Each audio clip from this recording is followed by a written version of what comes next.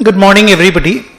ये जो MCQ multiple choice questions वाला जो डिस्कशन मैं आप लोगों के साथ क्लास में कर रहा था, सीएमए इंटरमीडिएट पे मैंने आपको बताया था कि नया इंट्रोड्यूस किया इस चीज को।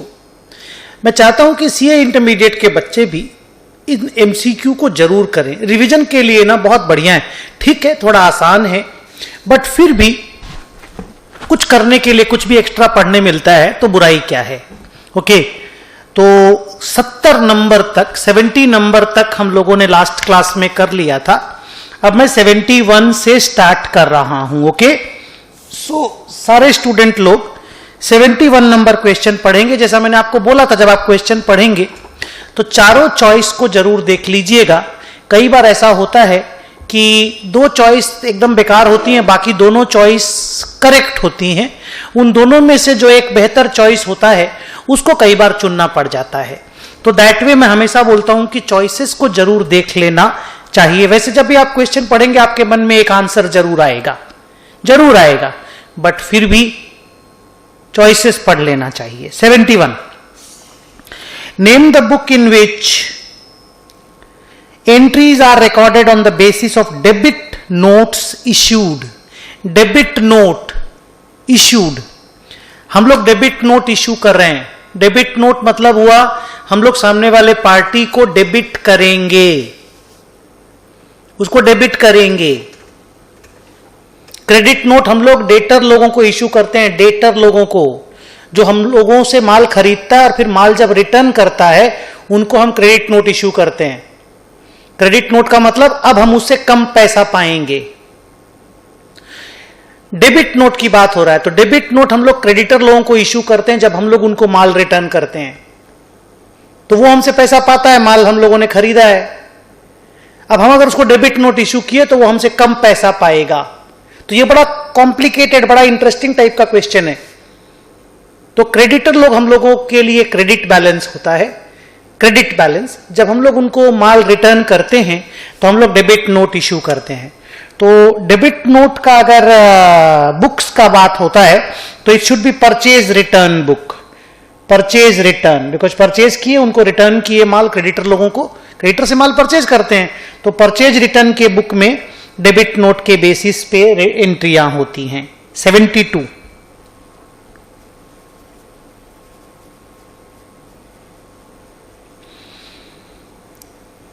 फिक्स्ड और करंट असेट का जो डिस्टिंक्शन होता है वो किस प्रिंसिपल पे बेसिस पे होता है? Answer is going concern principle पे। क्यों? क्योंकि अगर गोइंग कंसर्न नहीं होना then all the assets are current assets, everything we are going to sell. ये तो गोइंग कंसर्न कॉन्सेप्ट पे है, तो होता है ना कि हम लॉन्ग टर्म तक बिजनेस चलाएंगे, तो लॉन्ग टर्म तक बिजनेस चलाएंगे तो लॉन्ग टर्म तक जिन असेट को हम यूज करेंगे उन्हीं को फिक्स्ड असेट बोलेंगे ना। हम तो बेचने वाले हैं नहीं। गोइंग कंसर्न का मतलब हो गया हम अपने फिक्स असेट को बेचेंगे नहीं, हम यूज करेंगे, हम तो लॉन्ग टर्म तक सर्वाइव करेंगे। तो फिक्स्ड और करंट असेट का ब्रेकअप का distinction is because of going concern. Next 73, अगर एक fixed amount is withdrawn on the first day of every month, 6.5 months, फिर भी पढ़ते हैं, first day of every month of the calendar year by a partner of a partnership form, then for what period interest on the total amount of drawing will be calculated? It's 6.5 months। इसमें 3 rule है। अगर middle of the month में drawing करता है तो 6 महीना का interest, and of the month में ड्रॉइंग करता है तो 5.5 months इंटरेस्ट, और अगर बिगिनिंग ऑफ द मंथ में ड्रॉइंग होती है तो 6.5 month का इंटरेस्ट कैलकुलेट होता है। तो 6.5 पे आप टिक लगाओगे।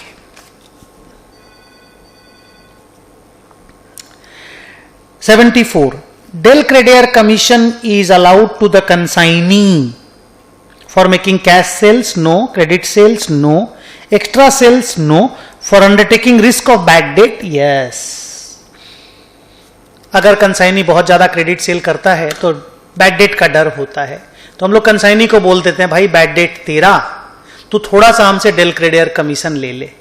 वो डेल क्रेडिटर कमीशन के लालच में अगर बहुत ज्यादा क्रेडिट सेल करता है तो बैड डेट का नुकसान उसी को बियर करना पड़ता है, और हम लोग थोड़े सेफ हो जाते हैं। तुम कर जितना क्रेडिट सेल करना है, बैड डेट का नुकसान तेरा है, हम तुमको 2% 1% एक्स्ट्रा डेल क्रेडिटर कमीशन देने के लिए तैयार हैं। Which of the following, 75 number, which of the following is a function of journal? Analytical, yes. Recording, yes. Historical function, yes. All of the above is the correct answer. Next, 76. Any change in the accounting policy relating to inventory which has a material effect in the current or later period should be disclosed. Obviously, yes. This is in accordance with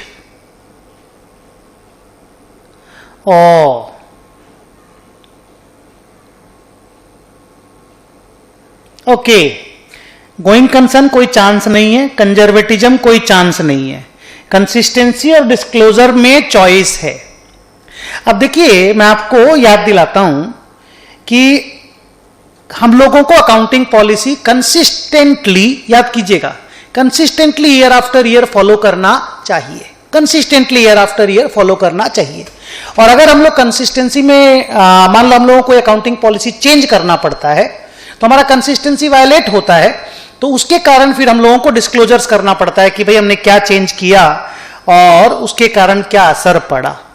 तो consistency वाला जब paragraph आप पढ़ते हैं तो उसी में ये वाला डिस्कशन भी आता है. तो वो यही पूछ रहा है कि अगर हमने कोई चेंज किया पॉलिसी में, उसका मटीरियल इफेक्ट आया, उसको हम डिस्क्लोज कर रहे हैं, this is in accordance with the accounting principle of what? Answer is consistency. अब आप बोलेंगे सर इसको डिस्क्लोजर भी तो बोल सकते हैं, आप डिस्क्लोज ही तो कर रहे हैं. यस, डिस्क्लोज कर रहे हैं, बट ये डिस्क्लोजर जो हम कर रहे हैं दिस इज बिकॉज कि मेरा कंसिस्टेंसी वायलेट हुआ है.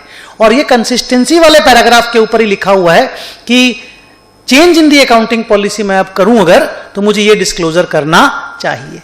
तो there is nothing called principle of disclosure, that is principle of going concern, principle of conservatism, principle of consistency.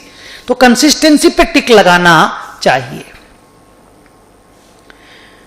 Depreciation is a process of apportionment, valuation, allocation, none of the above. Allocation.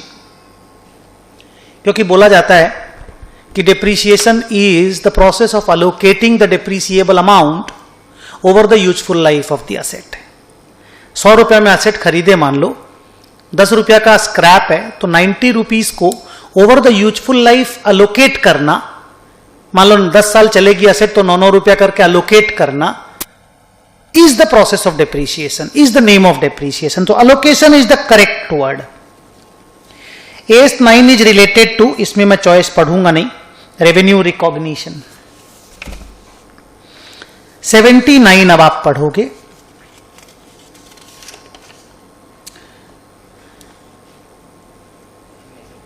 An amount spent in connection with obtaining a license for starting a factory, capital expenditure.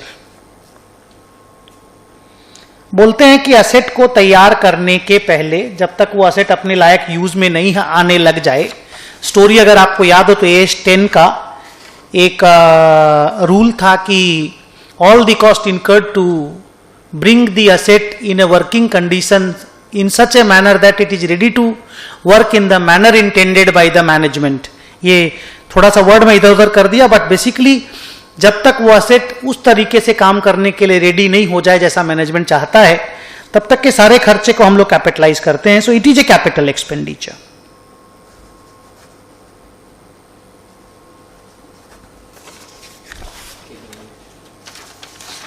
Eighty number question आप पढ़ोगे. 80.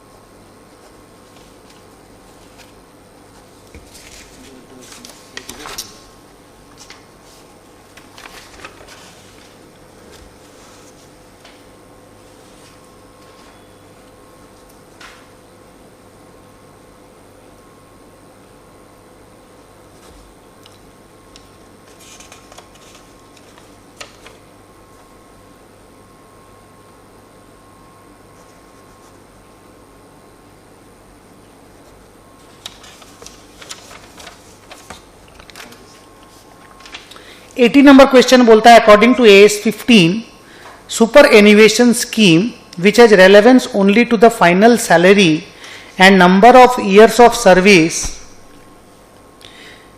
is a defined benefit scheme, defined contribution scheme, non-contributory scheme, both A and B. No, it is defined benefit scheme. Defined contribution scheme provident fund वाला होता है. यहां तो उसका payment depends upon his final salary और number of years of service. जहां पे भी ये दोनों चीज आ जाता है कि रिटायरमेंट के वक्त तेरी सैलरी क्या होगी और कितना साल सर्विस करके तू रिटायर कर रहा है, उसके ऊपर अगर पेमेंट डिपेंडेंट होता है तो वो डिफाइंड बेनिफिट स्कीम कहलाता है एज 15 के हिसाब से. 81 expenditure in respect of certain types of asset whose usefulness doesn't expire in the year of their occurrence but generally expire in the near future. Okay, fixed asset आप नहीं खरीद रहे हो, रेवेन्यू एक्सपेंडिचर आप कर रहे हो, लेकिन बेनिफिट आप 2-3-4 साल तक उठा लोगे, तो उस तरह के खर्चे को डेफर्ड रेवेन्यू एक्सपेंडिचर बोला जाता है. वैसे आजकल डेफर्ड रेवेन्यू एक्सपेंडिचर के एज सच आइटम को बहुत हद तक गेट रीड ऑफ कर दिया गया है. जैसे पहले हेवी एडवर्टाइजमेंट एक्सपेंडिचर होता था तो लोग 3-4 साल 5 साल तक राइट ऑफ कर देते थे. अब क्या हो गया, एज 26 के आने से इस तरह के खर्चे का डेफरल अलाउड ही नहीं है. जैसे स्टाफ लोगों का ट्रेनिंग का खर्चा होता था, प्रमोशन का खर्चा होता था, गुड्स का, तो लोग उसको डेफर कर दिया करते थे. एज 26 ने मना कर दिया, बोला आप डेफर कर ही नहीं सकते. बट स्टिल उन्होंने डेफिनेशन पूछा है कि ऐसा खर्चा जो certain types of asset, fixed asset नहीं बोल रहा है, जिसका यूजफुलनेस तुरंत एक्सपायर नहीं होता, तो उसको हम लोगों को बट नियर फ्यूचर में तुरंत एक्सपायर होने वाला है, तो उसको डेफर्ड रेवेन्यू एक्सपेंडिचर बोलना चाहिए. ऐसे पढ़ते वक्त थोड़ा सा फील आता है कि कैपिटल एक्सपेंडिचर भी हो सकता है, लेकिन वो certain types of assets whose usefulness doesn't expire लिख करके और फिर नियर फ्यूचर में एक्सपायर कर जाएगा, generally expires in the near future, तो कैपिटल एक्सपेंडिचर थोड़ा फिट नहीं बैठ रहा है. देयरफॉर ज्यादा मेरे को डेफर्ड रेवेन्यू एक्सपेंडिचर लग रहा है. कैपिटल एक्सपेंडिचर और डेफर्ड रेवेन्यू में अगर चॉइस करना हो इस डेफिनेशन के लिए, तो मैं डेफर्ड रेवेन्यू एक्सपेंडिचर को चॉइस करूंगा. आगे, the main objective of average clause, लोग ज्यादा फुल इंश्योरेंस लें, इसके लिए ज्यादा इंश्योरेंस लो, मतलब जिसको बोलते हैं कि आप अंडर इंश्योर्ड मत रहो. The main objective of average clause is contained in a fire insurance policy is to encourage full insurance. Yes. Discourage full insurance? No. Encourage under insurance? No. Encourage full insurance and discourage under insurance. ये देखिए, A और D दोनों correct है, but अगर A और D में choice करना हो, हम D को चॉइस करेंगे. Short working can be recouped out of minimum rent? No. Excess of actual royalty over minimum rent? Yes. Excess of minimum rent over actual royalty, ये तो short working होती है. Profit loss फालतू बात. B number is the correct answer. 84. A6 revised is applicable to which of the following assets? तो मैं बोलूं A6 तो अब खुद ही applicable नहीं रहा, तो this question is not relevant.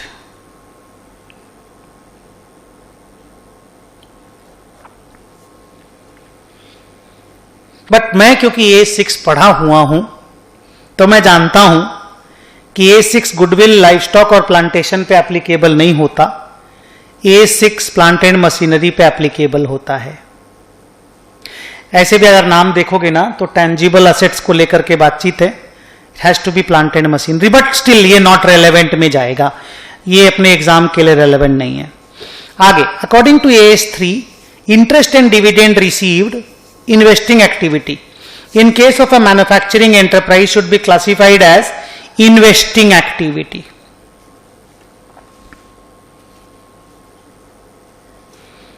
Next, provision for bad and doubtful debt is created in anticipation of actual bad debt on the basis of business entity? No. Conservatism concept? Yes. Accrual concept? No. Full disclosure कोई concept नहीं, फालतू बात ये. Conservatism concept is the correct answer. 87. The outflow of funds to acquire an asset which will benefit the business for more than one accounting period is referred to capital expenditure. ये देखिए एकदम clear cut है, इसमें capital expenditure के अलावा हम कुछ choice नहीं करेंगे, हम डेफर्ड रेवेन्यू को चॉइस नहीं करेंगे. यहां देखिए एकदम क्रिस्टल क्लियर है. The outflow of funds to acquire an asset, certain types of assets नहीं, to acquire an asset that will benefit the business for more than one accounting period is capex.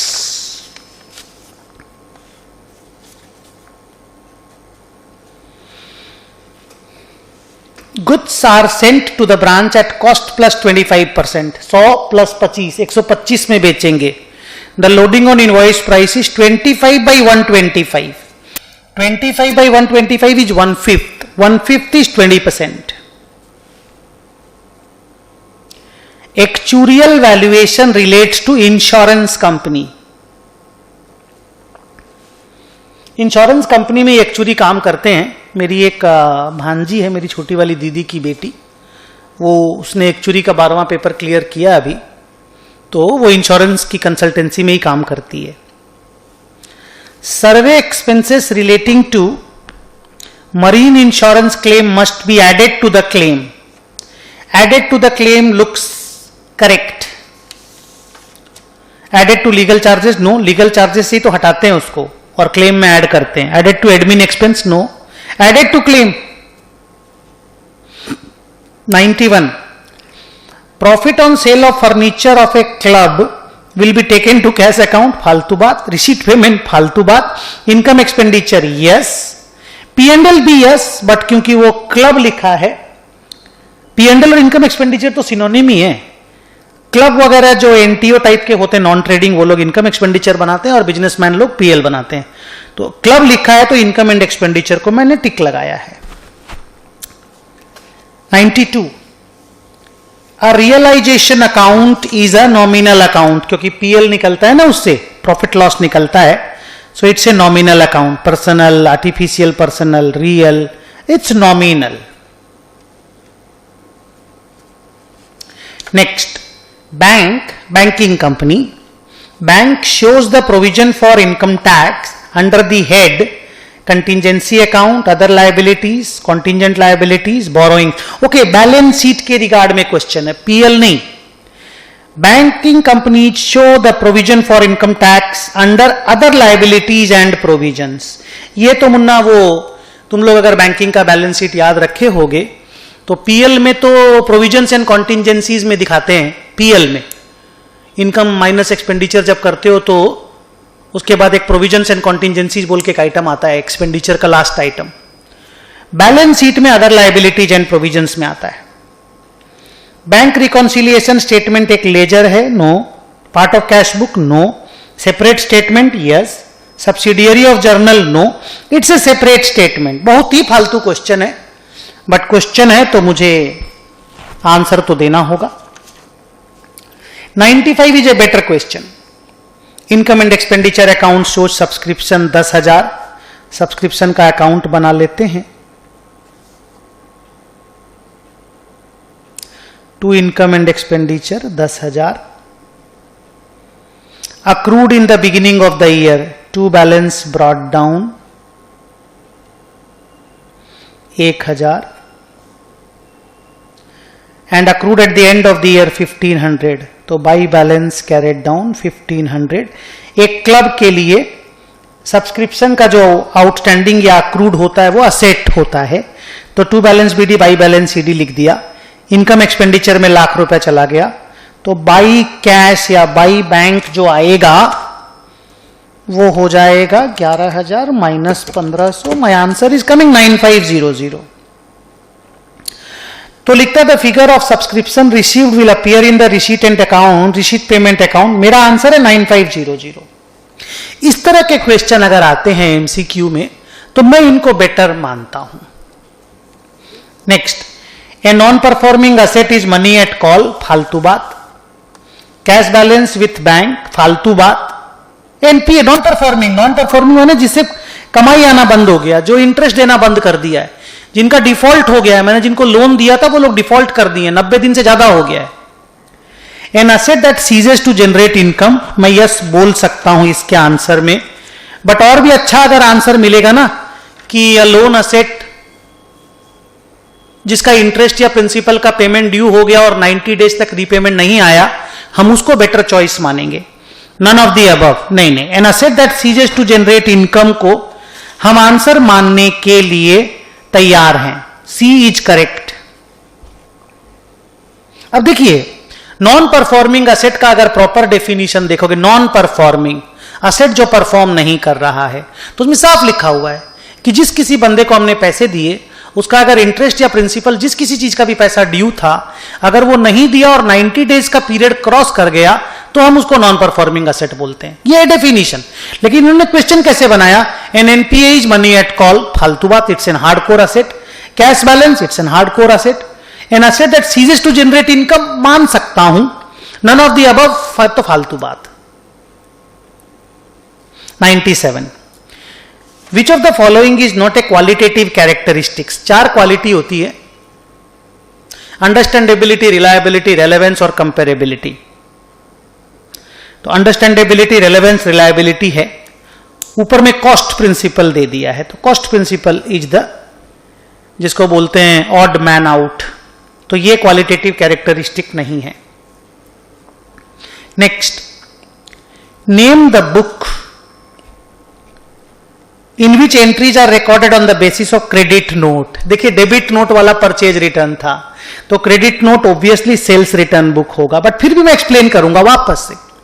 हमने जिसको माल बेचा credit में हमने माल बेचा उधार में, वो हमारा डेटर बन गया, हम उससे पैसा पाते हैं, वो डेटर बन गया, डेबिट कर दिए हम उसको, मेरे बुक्स में वो डेबिट हो गया, डेटर्स टू सेल्स। अब उसने अगर माल वापस किया तो हम उसको क्रेडिट करेंगे, सेल्स रिटर्न टू डेटर। तो उसको जब क्रेडिट करेंगे तो उसको जो नोट इश्यू करते हैं वो क्रेडिट नोट है, तो sales return is equivalent to credit note. 99, exception to consistency principle is cost principle, फालतू बात। गोइंग कंसर्न, फालतू बात। मैचिंग प्रिंसिपल मैं नहीं मानूंगा। प्रूडेंस प्रिंसिपल, अजीब सा क्वेश्चन है भाई, क्वेश्चन नॉट क्लियर, बट फिर भी बात करेंगे। सुनिए, याद है कंसिस्टेंसी में हम लोग कोई भी अकाउंटिंग पॉलिसी को कंसिस्टेंटली फॉलो करते हैं ईयर आफ्टर ईयर, लेकिन वहीं पे लिखा हुआ है कि अगर मान लो इन्वेंट्री है मेरे पास, उसका एनआरवी गिर गया है, तो हम लोग उसको एनआरवी पे वैल्यू कर देंगे, या मान लो कहीं पे कोई लॉस हो रहा है तो उस लॉस को राइट ऑफ कर देंगे। तो अगर इसको कहीं से मैच कराना हो, एक्सेप्शन ऑफ द कंसिस्टेंसी, तो मैं प्रूडेंस प्रिंसिपल को मैच टिक कराऊंगा। कॉस्ट, गोइंग कंसर्न और मैचिंग तो कहीं मैच ही नहीं करता है कंसिस्टेंसी के साथ। कंसिस्टेंसी के साथ अगर कुछ जाता है तो प्रूडेंस ही जाता है। तो एक्सेप्शन टू कंसिस्टेंसी के लिए, ऐसे तो मैं चारों में ही नाराज हूं, मेरे को चारों में एक भी चॉइस को सूट नहीं कर रहा है, बट फिर भी अगर एक चुनना हो तो I will choose the prudence principal.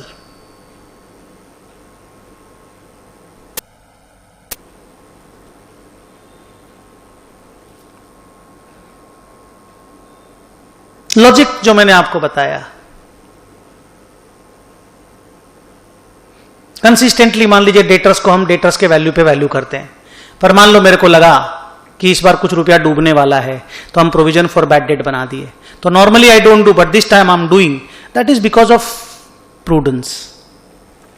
So exception to consistency अगर आएगा तो मेरा आंसर प्रूडेंस ही रहेगा। 100, the balance in the consignment account shows the profit loss. Amount receivable from consignee, no. Payable to consignee, no. Closing stock with consignee, no. Profit and loss on consignment is the correct answer. Consignment को जब हम लोग account बनाते हैं तो last में जो amount आता है प्रॉफिट लॉस ही तो होता है। आगे, प्रोविजन फॉर बैड डेट कौन सा अकाउंट है? Real, nominal, personal, none of the above. Personal बोल सकते हैं तो सर किसी को पेमेंट करना है, अरे नहीं, डेटर को माइनस करना है ना, debtor is personal account. Provision for bad date debtors को ही माइनस करना पड़ता है। PL2 provision for bad debt से बैड डेट टू डेटर, तो बैड डेट नॉमिनल अकाउंट हो गया, पर डेटर तो पर्सनल ही है, तो वैसे ही बैड डेट टू डेटर का कोरेस्पॉन्डिंग एंट्री हो गया PL2 provision for bad debt. Bad debt to debtor hardcore bad debt का एंट्री है, PL2 provision for bad date अगले साल के बैड डेट का एंट्री इसी साल पास कर ले रहे हो, तो PL2 provision for bad date में PL तो नॉमिनल हो गया, provision for bad date personal हो गया। ऐसे भी अगर डेटर से आप माइनस कर रहे हो तो पर्सनल ही तो हुआ ना। The business is treated as distinct and separate from its owners on the basis of going concern, no. Conservatism, no. Matching, no. Business entity concept, yes. 103 due to retrospective effect on revision of salary of employees, the arrears of salary relating to past years payable in the current year is ordinary item with separate disclosure, yes। इसको हम लोग exceptional item भी बोलते हैं, exceptional item भी बोलते हैं, extra ordinary नहीं बोल के एक्सेप्शनल बोलते हैं। सर प्रायर पीरियड भी तो बोल सकते हैं, नहीं, प्रायर पीरियड अगर मेरा मिस्टेक हुआ होगा ना, एरर हुआ होगा, तब प्रायर पीरियड बोलेंगे। सर है तो पुराने सालों का, हाँ है पुराने साल का, साफ लिखा है relating to past years, but it is not a prior period item. Prior period होने के लिए मिस्टेक होना जरूरी है, तो सर ये करेंट ईयर का आइटम है, yes, exceptional item. Discount given in sales invoice itself is a trade discount, normal question। Sale ही कम का रिकॉर्ड होता है उसमें। Canteen expenses are apportioned among the departments in the proportion of number of employees, है क्या देखो तो। Floor space, no. Direct wages मान सकता हूं लेकिन बेटर चॉइस खोजूंगा। Departmental sales, no. Departmental number of employees, yes.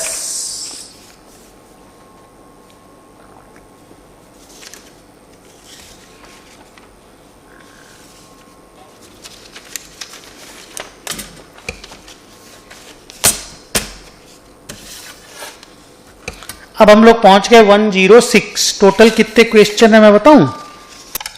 136। 106 में पहुंच गए। Both cash and credit transactions are recorded on the basis of accrual concept। Accounting period, no। मान सकते हैं अकाउंटिंग पीरियड को भी। एक अकाउंटिंग पीरियड में कैश ट्रांजैक्शन, क्रेडिट ट्रांजैक्शन जो भी हुआ हम रिकॉर्ड करेंगे। गोइंग कंसर्न फालतू बात, बिजनेस एंटिटी फालतू बात। एक्रूअल कॉन्सेप्ट ये ज्यादा बेटर आंसर है। अब देखो अकाउंटिंग पीरियड कॉन्सेप्ट में ये आ सकता है कि एक अकाउंटिंग पीरियड में कैश क्रेडिट जो भी ट्रांजैक्शन रिकॉर्ड हुआ हम लोग लिखेंगे, बट ये बेटर आंसर नहीं है। Better is accrual concept. Transaction accrue हो गया, पैसा मिला या नहीं मिला, पैसा दिए या नहीं दिए, कैश हो या क्रेडिट हो, ट्रांजैक्शन अक्रू हो गया हम लिखेंगे, that is accrual concept. Which of the following book is both a journal and a ledger. Journal मतलब जहां पे पहली बार आप रिकॉर्ड करते हैं तो कैश बुक में आप करते हो, और लेजर जहां का बैलेंस सीडी भी निकलता है, तो cash book is the answer.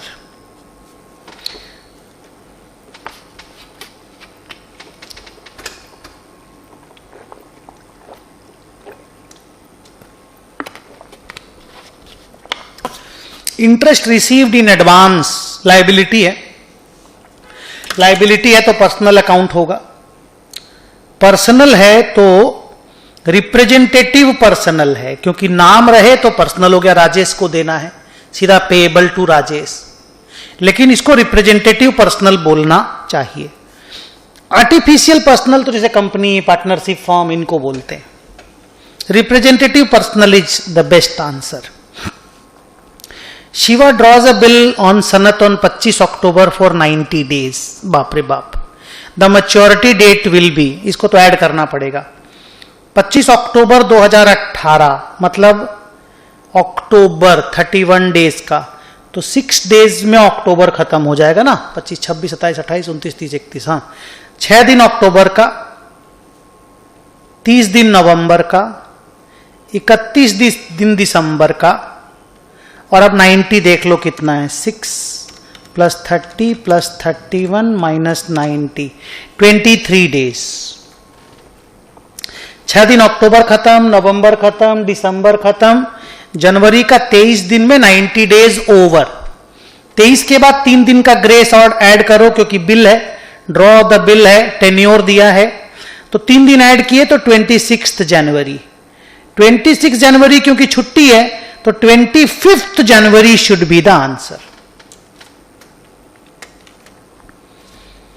Average due date का question, Piru and Simu, 110 number पढ़ रहा हूं। Entered in the business to buy and sell food grain for a period of 1 year, sharing profit and loss in the ratio 3:2। The agreement is partnership, हो सकता है, consignment no, joint venture बिल्कुल हो सकता है, लीज नो। अब partnership और joint venture में अगर एक चॉइस करना हो तो मैं जॉइंट वेंचर चॉइस करूंगा क्योंकि शॉर्ट पीरियड के लिए पार्टनरशिप को जॉइंट वेंचर बोलते हैं। तो मेरे को joint venture looks better. Next, at the end of the year 2017-18 prepaid insurance premium of 7500 appeared in the trial balance. ओके, प्रीपेड इंश्योरेंस ऑलरेडी ट्रायल में एग्जिस्ट कर रहा है, असेट है फिर ये। Only in the PL, no. Only in the balance sheet, yes. Both in PL and balance sheet, no. Not both in PL and in the balance sheet, balance sheet में जाएगा, asset है भाई। यही prepaid insurance premium अगर नीचे adjustment में दिया होता तो डबल अकाउंटिंग करना पड़ता, पीएल में भी जाता और बैलेंस शीट में भी जाता। Contingent liability will appear in the note of the balance sheet, पहले आ चुका ये question, in the notes to the balance sheet. Next, debtor ledger adjustment account general ledger में खुलता है, जनरल लेजर में खुलता है, in the general ledger. Next, generally sacrificing ratio is concerned in the situation of admission of a new partner. नया partner admit करेगा ना तो वो कुछ प्रॉफिट खा लेगा, तो पुराने पार्टनरों को सेक्रीफाइस करना पड़ता है। Retirement no, dissolution no, conversion of firm into a company no, वो हो गया, एडमिशन इज द चॉइस। अब 115 नंबर क्वेश्चन, नहीं 115 नंबर क्वेश्चन, बढ़िया क्वेश्चन है।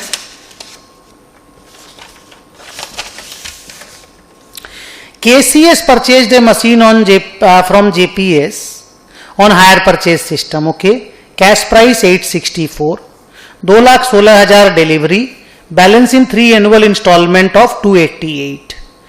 The amount of interest included in the first installment will be, देखो rate वूट कुछ दिया नहीं है, मेरे को जो दिखाई दे रहा है, अगर रेट वेट नहीं दिया हुआ हो तो या तो आप IRR कैलकुलेट करो और फिर इंटरेस्ट निकालो, नहीं तो शॉर्टकट इज रेशियो बेसिस।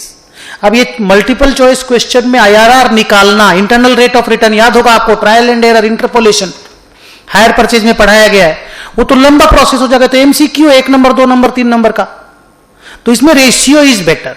तो रेशियो में क्या होता है कि पहले हम लोग HP प्राइस निकालते हैं। HP प्राइस हो गया 2,16,000 प्लस 288 इंटू 3, 216 डाउन पेमेंट हो गया, 288 इंटू 3, तो 1080 का हायर परचेज प्राइस हो गया, 1080,000। कैश प्राइस दिया हुआ है 8,64,000, तो टोटल इंटरेस्ट आ गया 864 माइनस 1080, इट इज कमिंग 2,16,000। ये टोटल इंटरेस्ट है 3 इंस्टॉलमेंट का, 3 साल का, तो इसको 2,16,000, तो इसको अगर 3:2:1 रेशियो में बांट दें, इक्वल इंस्टॉलमेंट होने से 3:2:1 में बांटा जाता है। शॉर्टकट मेथड मानते हैं इसको रेशियो का, लेकिन हालांकि बहुत लॉजिकल या बहुत करेक्ट नहीं है। Obviously interest must be calculated after finding the interest rate explicit in the hire purchase transaction, and that interest rate explicit in the lease और hire purchase transaction internal rate of return IRR के basis पे निकाला जाता है। But फिर भी shortcut method ratio वाला use होता भी है, थोड़ा गलत होता है बट मानते हैं लोग, इंस्टीट्यूट भी इसको एक्सेप्ट करता है। तो 2,16,000 का 3/6 मेरा आ रहा है 1,08,000। तो मेरा पहले इंस्टॉलमेंट में जो इंटरेस्ट इंक्लूड होगा, हम 1,08,000 को चुनेंगे। यस, 1,08,000 है। तो आगे, which one of the following is a resource owned by the business asset with the purpose of using it for future benefit? Asset. Loan from bank? No. Owner's capital? No. Trademark? Yes, asset hai. All of the above? No. Trademark is correct. Asset hai na. Chandu and company's account is real? No. Nominal? No. Representative personal या artificial personal में से अगर एक चुनना हो तो मैं तो artificial personal चुनूंगा। Artificial personal account. Sir representative personal क्यों? किसको रिप्रेजेंट करता है? तो कंपनी डायरेक्ट ही है। Chandu and company is an entity. Artificial personal account.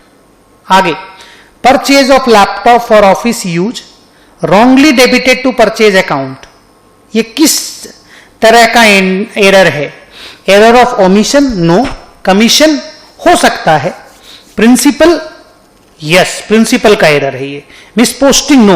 अब देखो, कमीशन हमसे एरर हुआ, हमने गलती की, और प्रिंसिपल जहां रेवेन्यू को कैपिटलाइज कर दिया, कैपिटल को रेवेन्यू में डाल दिया, तो ये देखिए कैपिटल एक्सपेंडिचर था। Purchase of a laptop is a capital expenditure, हमने उसको परचेज में रेवेन्यू में डेबिट कर दिया। So capital expenditure is debited to a revenue expenditure, it's a principle का एरर। तो मैं इसको प्रिंसिपल ऑफ एरर बोलूंगा, माने एरर ऑफ प्रिंसिपल बोलूंगा। एरर ऑफ कमीशन भी चॉइस बनता है, but error of principle is a better choice. इसीलिए मैं बोलता हूं दो अगर चॉइसेस हो ना तो बेटर चॉइस का आंसर देने के लिए सारा चॉइस रीड तो करना पड़ेगा। 119, which of the following term is most suitable for writing off a patent intangible asset? I will use the word amortisation. Depletion? No. Depletion mining वगैरह के लिए, अमोर्टाइजेशन इंटेंजिबल असेट के लिए, डेप्रिसिएशन टेंजिबल असेट के लिए। All of the above, I will use amortisation. Next, memorandum JV account is prepared when? Memorandum JV account is prepared when separate books are maintained for JV? No. Each venturer keeps record of all transactions? No. Each coventurer keeps records of their own transaction only? Yes, C is correct.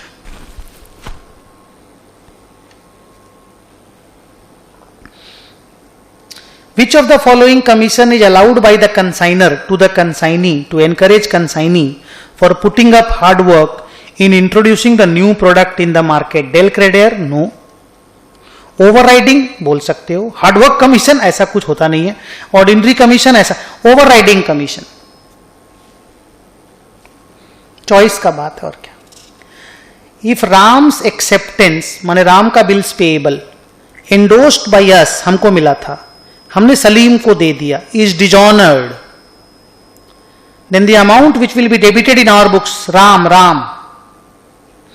हम लोग राम से पैसा पाते थे, तो हमने राम को credit किया था जब उसने हमको बिल दिया था। BR टू राम लिखे थे, वो BR हम सलीम को दे दिए, सलीम टू BR हो गया। अब वो डिजॉनर हो गया, तो सलीम वापस क्रेडिट हो जाएगा और राम डेबिट हो जाएगा। तो which account will be debited in our books? The answer is Ram.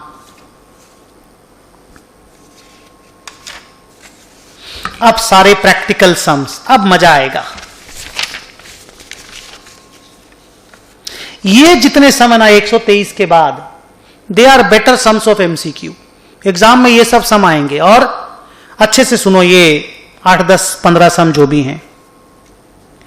In case of a club, the excess of expenditure over income, खर्चा ज्यादा इनकम कम, deficit, it's called deficit. Next, a charitable institution has 250 member 5,000 each, तो ये PL में चला जाएगा। 250 into 5,000, 12,50,000। तो अगर लेजर बनाएंगे सब्सक्रिप्शन का, तो to income and expenditure 12,50,000। The subscription received in 1819 where 11,25,000, by cash 11,25,000. It included 65,000 and 25,000 for the year 17-18 and 19-20। तो 17-18 के लिए अगर पैसा मिला है तो 17-18 का हमारा ओपनिंग बैलेंस बीडी 65,000 रुपया तो होना ही चाहिए, बिकॉज 65,000 रुपया हमको पिछला साल का मिला है, तो वो मेरा बैलेंस बीडी है तभी तो मिला होगा ना, इधर बीडी है तो मिल गया देखो। और ये जो एक्स्ट्रा पैसा मिला है इसमें बोलता है अगले साल के लिए भी कुछ पैसे मिले हैं, तो हमारा लायबिलिटी है। To balance carried down, very beautiful sum, to balance carried down is 25,000। इसको हम दूसरा स्टाइल से भी करके दिखाएंगे, आपको ज्यादा मजा आएगा। तो 11,25,000 मिला, उसमें 65,000 पिछले साल का था, पिछले साल का, और 25,000 अगले साल का था। तो मांगा क्या है, what is the amount of outstanding subscription by balance CD मांगा है। जिस तरीके से मैंने बनाया ना बेटा, थोड़ा डिफिकल्ट हो गया, इसको मेरे पास इजी तरीका भी है बनाने का।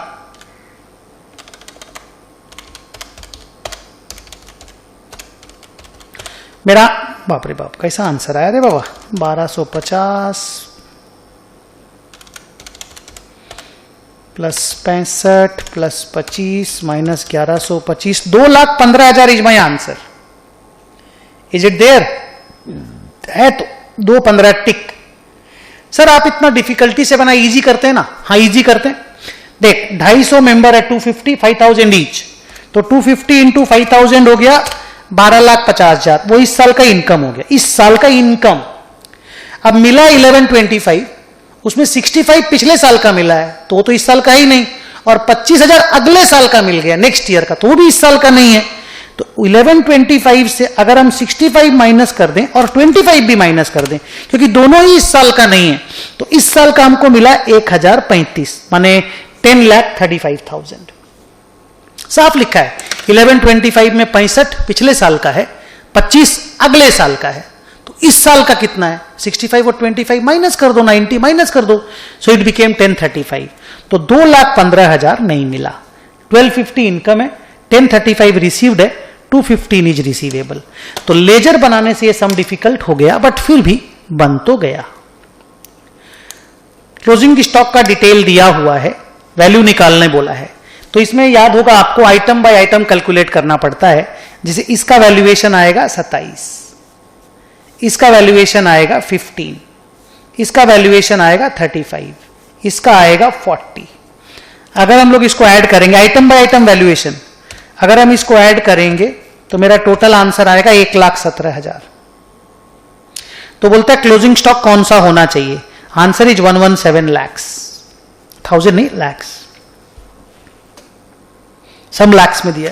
तो इसको बोलते हैं when there are multiple types of stock with you, there are more than one items with you, then the closing stock should be brought down to NRV on an item by item basis. So item by item में मेरा answer came 117 lakhs। Next, when a stock is valued at cost in one accounting period, yes, and lower of cost and NRV in another accounting period, yes, हो सकता है conservatism or consistency, then it is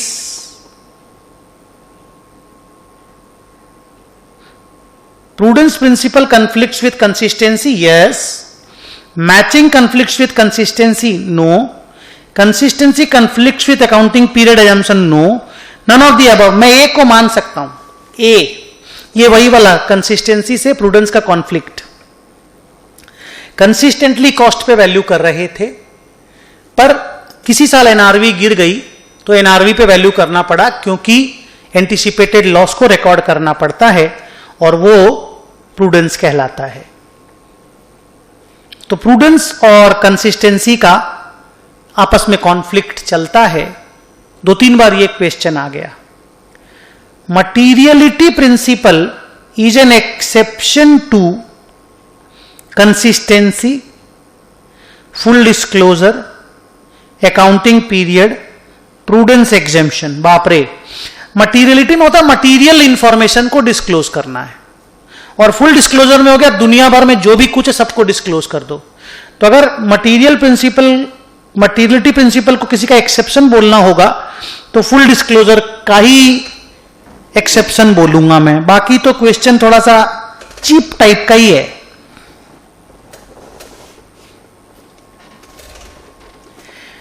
$128 cash book का debit balance asset, पैसा मिलेगा, brought forward as a credit balance of 121। बाप रे, double mistake हो गया, कैश बुक का बैलेंस बुरी तरह से गिर गया, क्लोजिंग कैश बैलेंस गिर जाएगा बुरी तरह से। और कितने से गिरेगा? 112 प्लस 121 से गिरेगा। एक तो देख डेबिट 112 था, आप एक तो क्रेडिट में लिखे, डेबिट को क्रेडिट में लिखे और वो भी 121 लिख दिए, तो 112 लिखना चाहिए था वो नहीं लिखे और 121 अपोजिट में लिख दिए, तो टोटल मिस्टेक 233 का हो गया। सो लिखता वाइल प्रिपेयरिंग बीआरएस स्टेटमेंट, हाँ, टेकिंग बैलेंस एज पर कैश बुक, 233 को ऐड करना पड़ेगा, 233 is to be added. Yes, लिखा है, देख, है ना, 233 is to be added. 129 dash represents a potential obligation, contingent liability, that could be created depending on the outcome of an event. Contingent liability, internal, external, current, non current, फालतू बात, contingent liability।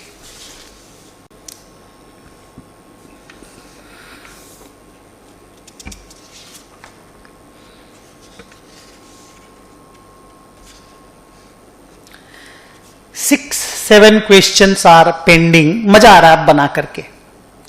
Opening debtor, collection from debtor, discount allowed दिया हुआ है।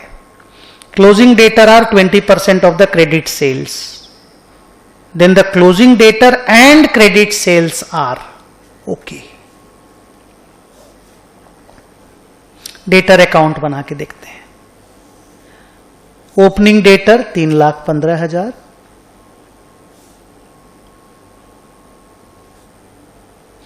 By cash 18,30,000,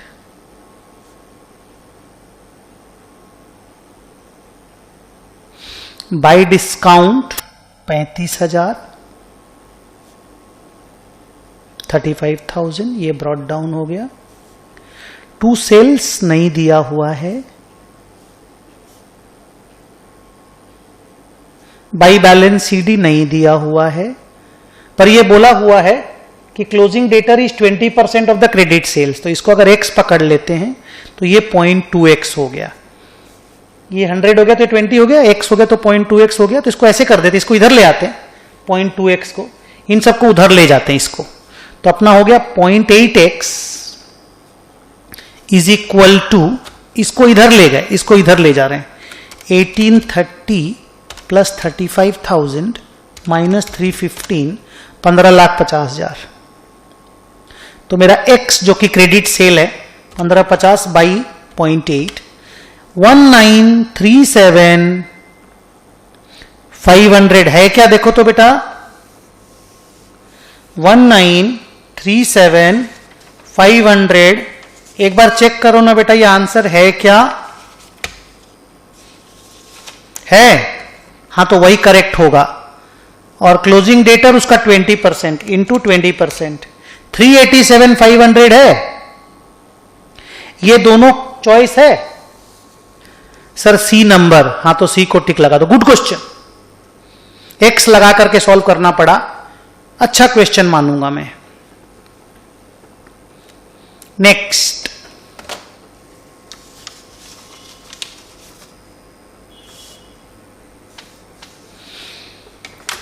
one 131 पढ़ो।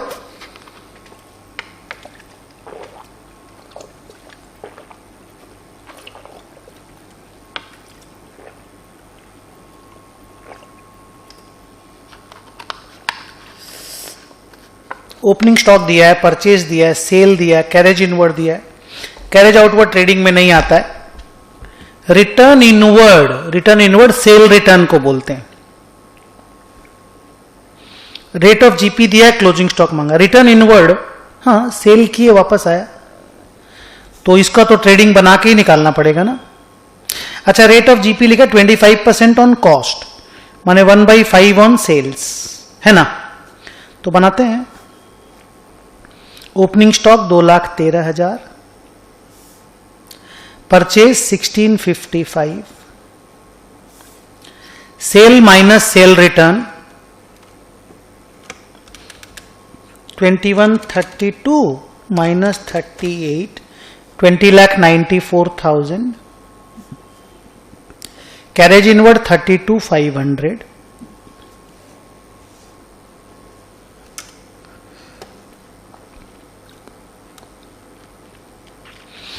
GP 1/5 on sales 2094 का 5 से divide कर देते हैं. 4,18,800. क्लोजिंग स्टॉक बैलेंसिंग फिगर निकाल लेते हैं.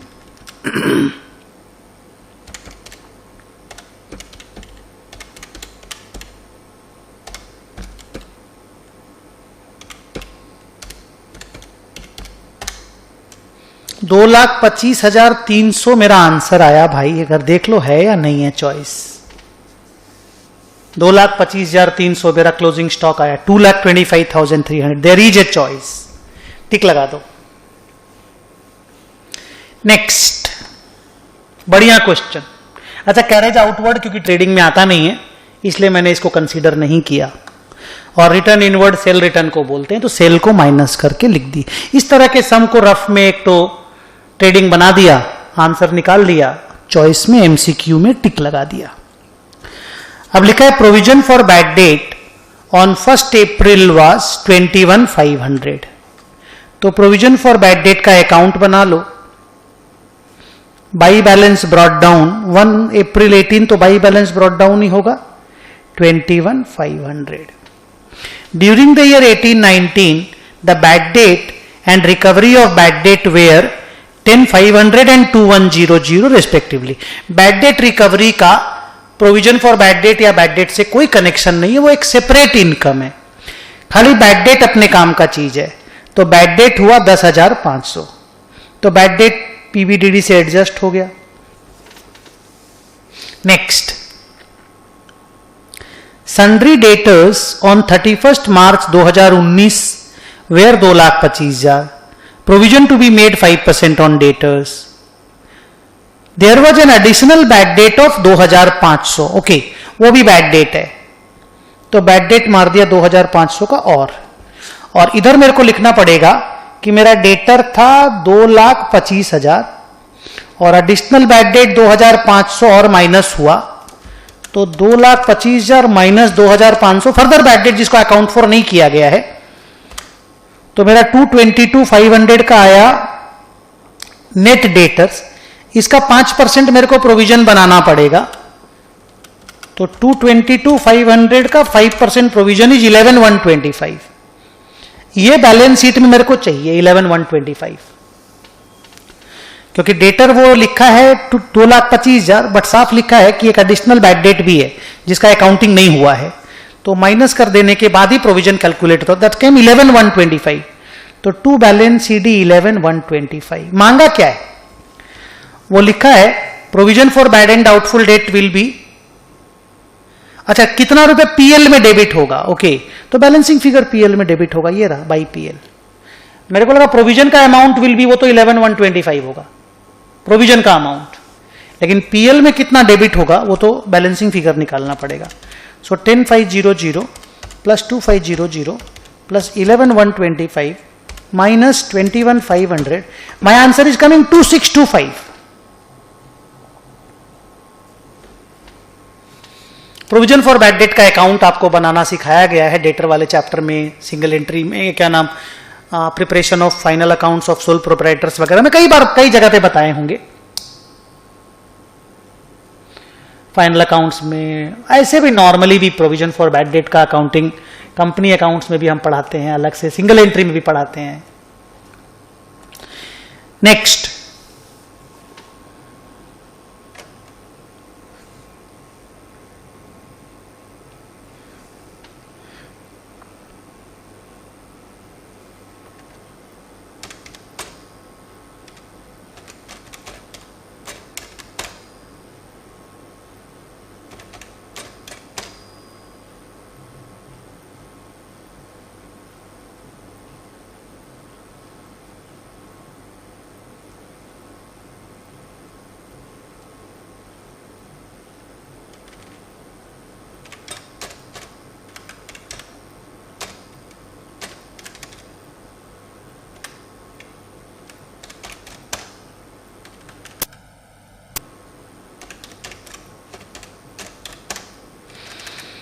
ए and B enter into a JV, okay, गंदा सा चीज। 3:2 का ratio of profit, okay. A purchase goods costing 2 lakh, okay. B sold 95% of the goods, 95 माने 190 का माल, 2 लाख का टोटल परचेज है, उसका अगर 95% निकालेंगे तो 2 लाख का 95% इज कमिंग 190, 190 का माल को 2.5 लाख में बेच दिया है, तो 60,000 का प्रॉफिट सीधे सीधे आया है। ये प्रॉफिट आ गया बिकॉज 190 का माल 2.5 लाख में बिका है। कोई भी खरीदा हो, कोई भी बेचा हो, रे 60,000 का प्रॉफिट है, क्योंकि 2 लाख का परचेज है, उसका 95% का माल बिक गया, तो 10,000, 5% 10,000 रुपए का माल पड़ा हुआ, 190 का माल 2.5 लाख में बिका है, 190 sold at 250, 60,000 is profit. A is entitle to get 1% commission on purchase, okay. A को परचेज का कमीशन मिलेगा 2%, ए 1%, तो 2 लाख का 1% अगर कमीशन पकड़ लें तो 2,000 रुपया माइनस हो गया प्रॉफिट से, ये ए का हो गया। ये प्रॉफिट ऑफ जेवी है।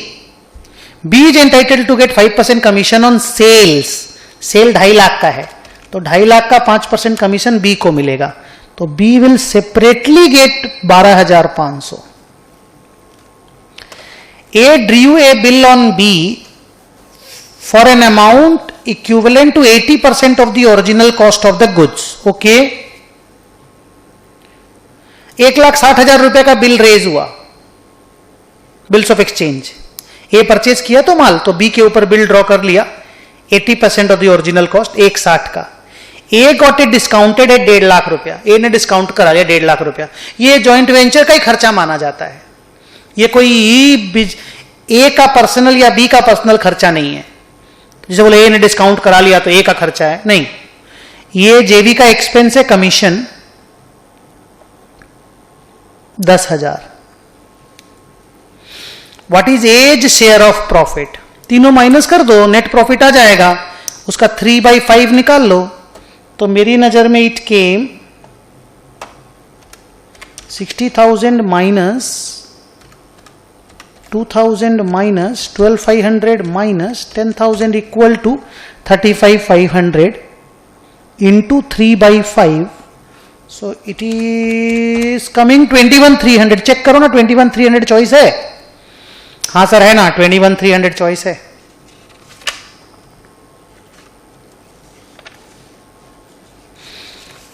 Subscription of 6,25,000 had been shown in the income and expenditure account.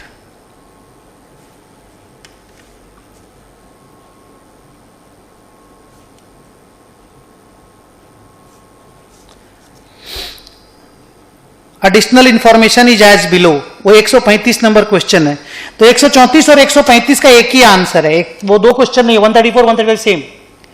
Subscription outstanding 55,000 72,000, okay. Subscription received in advance 31,000 37,000, बहुत प्रैक्टिस हो गया। बाई कैश निकाल लेंगे, 55 प्लस 625 प्लस 37 माइनस 31 माइनस 72, मेरा आया 6,14,000। See whether it is a choice और not. ये ledger याद है ना, बहुत बार प्रैक्टिस कराए आपको। Yes, 6,14,000 is a choice. And last question in the MCQ type questions. X and Y partners हैं विथ ए कैपिटल ऑफ 50,000 30,000, ठीक है। Interest payable is 10% per annum, okay. 5,000 3,000 पकड़ लो। If the profit of the firm is 4,800, what will be the interest on capital for X and Y, okay. मेरा interest आया 5,000 और 3,000 interest on capital, but problem बोल रहा है कि profit ही 4,800 रुपया का है, तो बोलता है किसको कितना इंटरेस्ट देंगे। अब 5,000 3,000 तो दे नहीं पाओगे, तो 5,000 3,000 के रेशियो में 4,800 को डिवाइड कर दो, 5:3 के रेशियो में। उपाय क्या है? दे तो पाओगे नहीं, because of interest on capital balance sheet में लॉस नहीं आना चाहिए।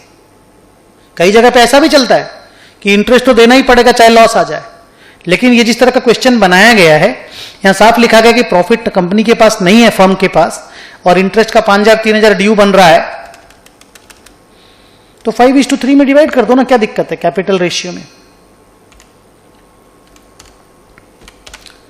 3,000 और 1,800 अगर चॉइस है ना, हम इसको ही आंसर मानेंगे अगर है तो, है ना सर। 3,000 और 1,800 मेरी नजर में यही आंसर है। एक बार लास्ट में देखता हूं, ये देखिए 3,000 और 1,800 इज द चॉइस। फैंटास्टिक। सो ये अपना एमसीक्यू टाइप क्वेश्चन का डिस्कशन कंप्लीट होता है। इसके बाद मैच द फॉलोइंग है, वो मैं नेक्स्ट क्लास में कराऊंगा। वो बहुत ही घटिया टाइप का बनाया हुआ है। मैच द फॉलोइंग भी घटिया है। ट्रू फॉल्स में 82 क्वेश्चंस हैं, चीप टाइप के हैं, बट फिर भी बनाऊंगा। फिल इन द ब्लैंक्स में 52 क्वेश्चंस है, हम लोग बनवाएंगे। But I tell you, MCQ का जो 136 क्वेश्चन है वही सबसे स्टैंडर्ड है। मैच द फॉलोइंग बहुत बकवास है। ट्रू फॉल्स और fill in the blanks match the following से कम बकवास है, लेकिन एमसीक्यू से तो बकवास ही है। बट जो भी हो मेरा बच्चा, अपने बनाते हैं ना, नेक्स्ट क्लास में रेस्ट ऑफ द सम्स का डिस्कशन करेंगे। Thank you very much. So MCQ done. Bye bye.